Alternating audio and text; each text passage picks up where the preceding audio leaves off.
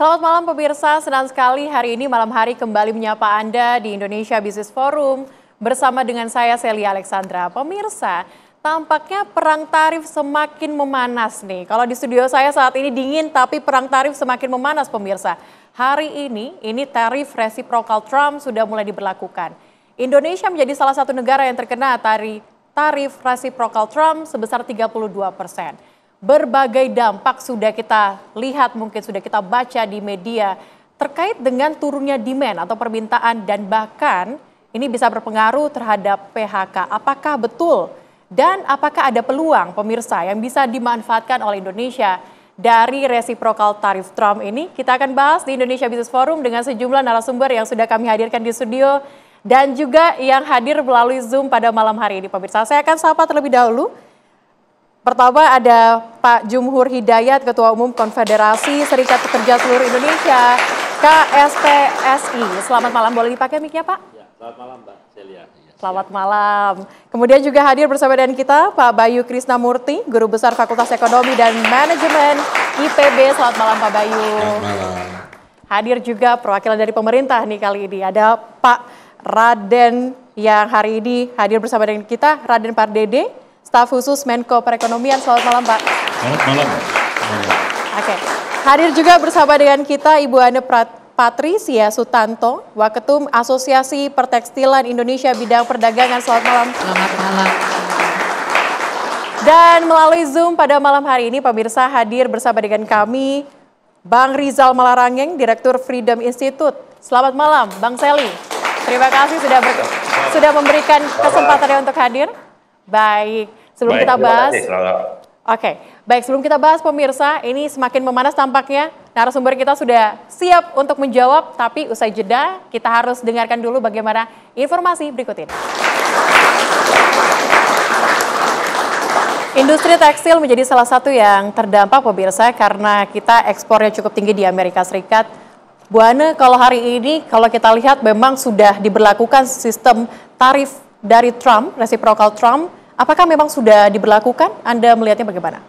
Ya, jadi kalau reciprocal tarif ini sebenarnya untuk free on board itu diberlakukan sejak 5 April yang 10%. Terus reciprocalnya adalah sejak 9 April untuk free on boardnya. Jadi dari pelabuhan asal negara kita ya untuk Indonesia.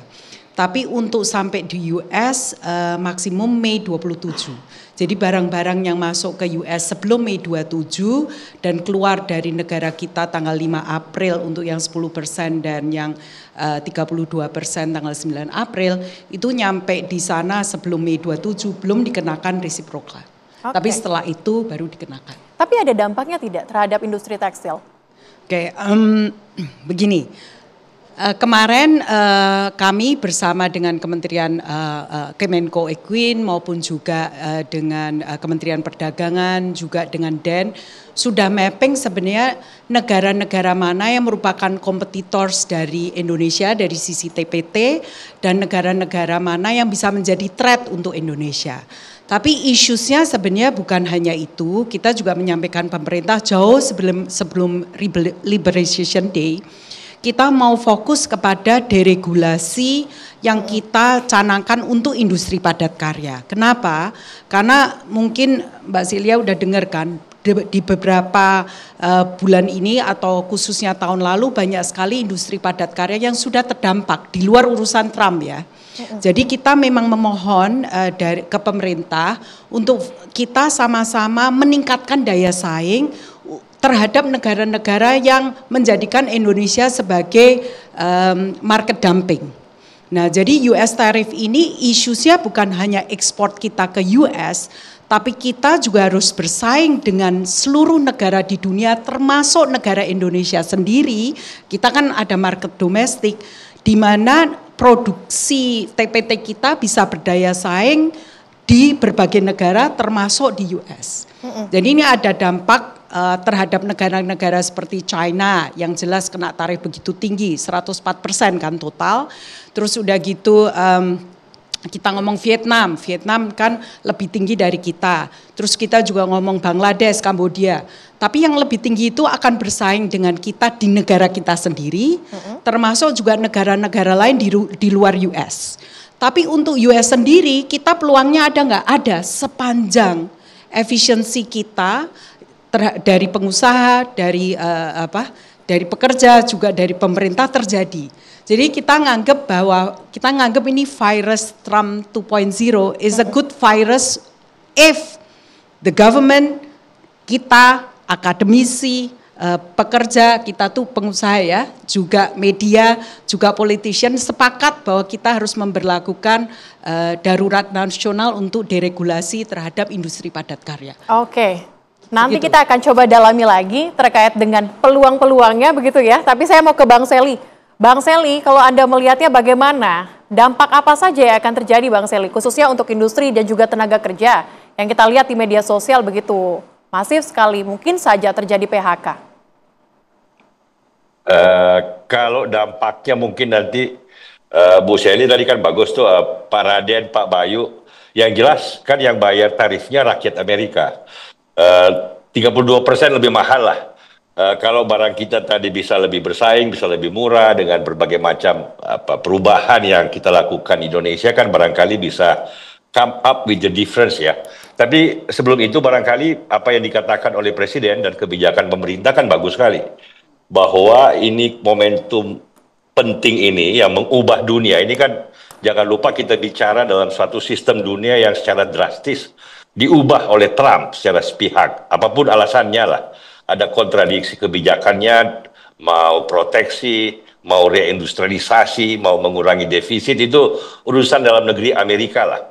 Kita harus melihat ini sebagai sebuah tantangan baru, di mana kita melihatnya sebagai peluang. Ini saya kutip dari Winston Churchill, mantan Perdana Menteri dari Inggris, bahwa never let a good crisis comes to waste.